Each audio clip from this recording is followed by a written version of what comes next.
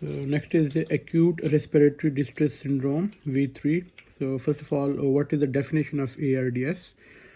So acute respiratory failure, that is hypoxemia due to acute inflammatory lung injury.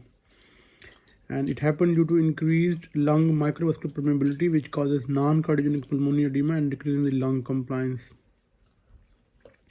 There's a most recent definition of ARDS, that making a diagnosis of ARDS, there should be 3 points. There should be a history of acute onset of this pulmonary symptom within 1 week of precipitating factor.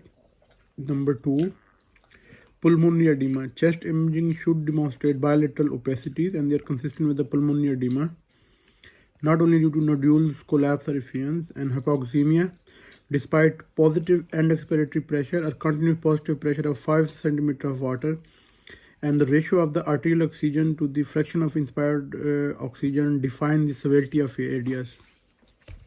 What are the clinical features of ARDS? So the precipitants must be known and the onset must be acute within 1 week of the precipitant. It could be dyspnea, tachypnea, hypoxia refractory to oxygen, crepitations on the auscultation of the chest, and new bilateral diffuse infiltrated chest X-ray. And these radiological pictures may lag behind the clinical picture by 12 to 24 hours. The severity of the hypoxic insult can be quantified to mild, moderate to severe. If ratio of the partial pressure of oxygen in the artery divided by the concentration of the inspired oxygen is between 200 to 300 millimeter of mercury, it's mild ARDS.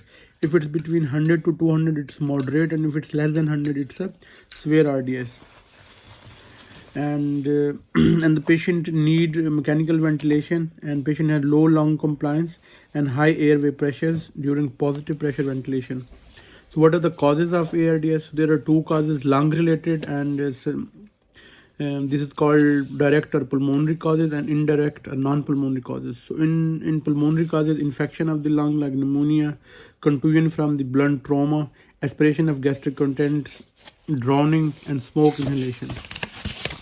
And the surgical patients mostly have indirect or non-pulmonary causes, which is the sepsis, severe hypotension and prolonged hemorrhage, major trauma, fat, amniotic or thrombotic embolism, burns, pancreatitis, massive blood transfusion, DIC, and cardiopulmonary bypass. What are the pathological processes cause the ARDS? So there are 3 phases. First one is acute inflammatory phase, second one is proliferative phase, and third one is the pathological changes. And in in acute inflammatory response, the acute inflammatory cells, neutrophils, macrophages secrete cytokines, which mediate the acute inflammation. Complement system and clotting cascade are also activated. Increased capillary permeability by local endothelial injury, and the decrease in the number of type 2 pneumocytes, and reduced pulmonary surfactant, and reduced lung compliance by increasing the pressure required to open the alveoli. And in proliferative phase, which starts from 5 to 7 days later, here the hyperplasia of the remaining type 2 pneumocytes and fibroblasts causes progressive interstitial fibrosis, and restrictive picture may persist after the patient has recovered. And then the last phase is the pathological changes, decreased lung compliance, increased atelectasis, and reduced functional residual capacity, FRC, increased shunt and perfusion, ventilation perfusion mismatch, VQ mismatch, increased pulmonary vascular resistance, and pulmonary hypertension.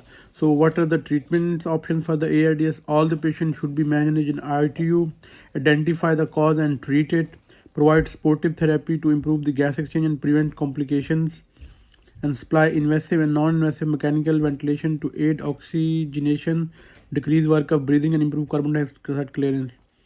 Avoid ventilator-induced injury, like limit the tidal volume to 6 to 8 ml per kg idle body weight, and pledge to the airway pressures, and use the PEEP, positive end expiratory pressure, to aid alveolar recruitment, and then minimize the basal atelectasis with the regular turning. Prone ventilation usually for 12 to 6 hours at a time redistribute the secretions and improve the VQ matching. Muscle relaxation improves survival in the early phases of moderate to severe ARDS. Strict fluid management ensure that patient does not develop cardiogenic pulmonary edema as a result of fluid overload.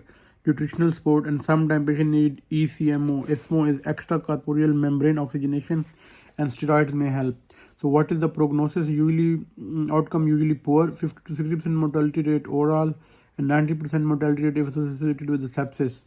Mortality due to sepsis and multi-organ failure is not hypoxemia, and considerable morbidity with progressive interstitial fibrosis and pulmonary hypertension.